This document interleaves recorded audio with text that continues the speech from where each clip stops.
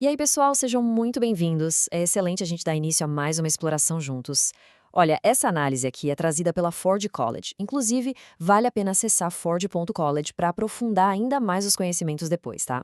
Bom, na nossa última análise, a gente desvendou como os institutos de pesquisa moldam ativamente a inovação. A gente viu os sinais, a teoria e as ideias ganhando forma. Mas agora é hora de colocar a mão na massa. Hoje a gente vai falar sobre como estruturar essas colaborações e as dinâmicas de parcerias com esses institutos. Isso nos leva à grande pergunta, né? Como transformar a pesquisa em produtos? Esse é literalmente o grande desafio de todo o ecossistema Web3 hoje. Pensa bem, a gente tem teorias acadêmicas brilhantes de um lado, mas como é que a gente cruza esse abismo para chegar em ferramentas práticas, integradas e prontas para o mercado? Como transformar aquela pesquisa pura em um produto real e palpável? É exatamente isso que vamos descobrir.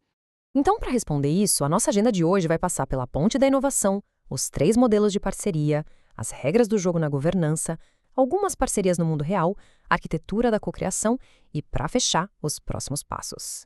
Vamos lá! Seção 1. A ponte para a inovação, do conceito à prática. Para garantir aquela adoção real no ecossistema, a chave atende por um nome bem específico: prototipagem direcionada. E o que é realmente interessante sobre esse impacto da inovação é a palavra estruturado. Sabe, a gente não está mais aqui só observando os sinais de fumaça, a gente está literalmente assentando os tijolos da colaboração prática. Se a prototipagem revela algo promissor, tem que existir um caminho claro e muito previsível para levar isso de volta para as equipes de engenharia. E bom, esse caminho nada mais é do que o modelo de parceria.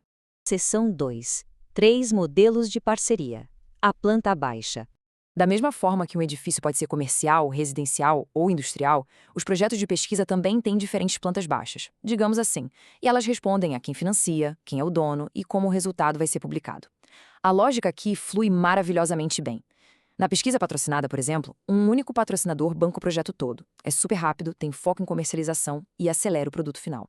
Ali no meio a gente tem a subvenção colaborativa. Esse já é um esforço de grupo, com múltiplos financiadores buscando padrões abertos e a validação de toda a comunidade. E por fim, a residência integrada, que coloca o pesquisador literalmente lá dentro da equipe de desenvolvimento, o que acaba apertando incrivelmente os ciclos de feedback.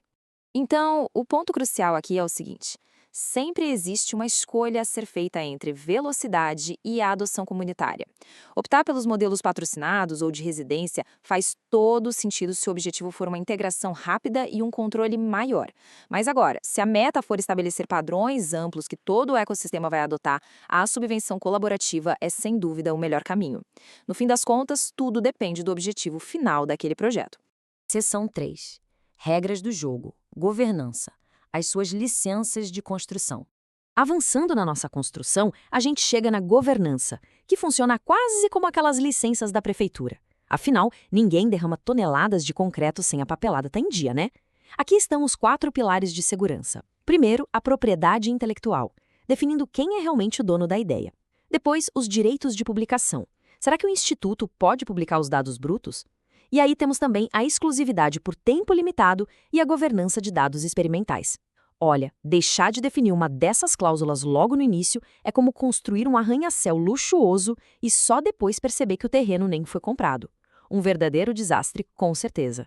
E isso ilustra de forma brilhante uma regra de ouro da governança. Exclusividade limitada exige entregáveis claros. Se for realmente necessário pedir exclusividade, ela nunca, jamais pode ser vaga.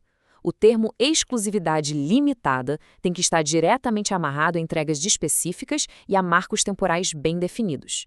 Nada de contratos eternos ou nebulosos, pessoal. A clareza é absolutamente a base de tudo aqui. Seção 4. Parcerias no mundo real. A teoria na prática. Bom, agora vamos colocar nossos capacetes de obra e visitar 2 canteiros muito diferentes para ver isso na prática.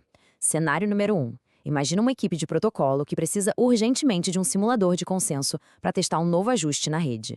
Eles simplesmente não têm tempo a perder. Então, qual é a escolha lógica? Uma pesquisa patrocinada. A gente está falando de um contrato de 6 meses, focado em reduzir riscos rapidamente, com um embargo de publicação aí de 8 semanas, para que a equipe de engenharia consiga integrar e testar o código internamente com calma. É rápido, é preciso e é seguro.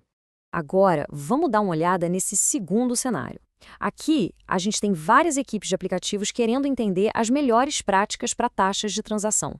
Notem que isso não é um problema de uma equipe só, é um baita desafio de todo o ecossistema. Então, a escolha óbvia passa a ser uma subvenção colaborativa de 12 meses. O foco total é em dados abertos e em um licenciamento permissivo, para criar um padrão de referência que absolutamente todo mundo vai poder usar sem restrições. E é exatamente assim que a mágica acontece.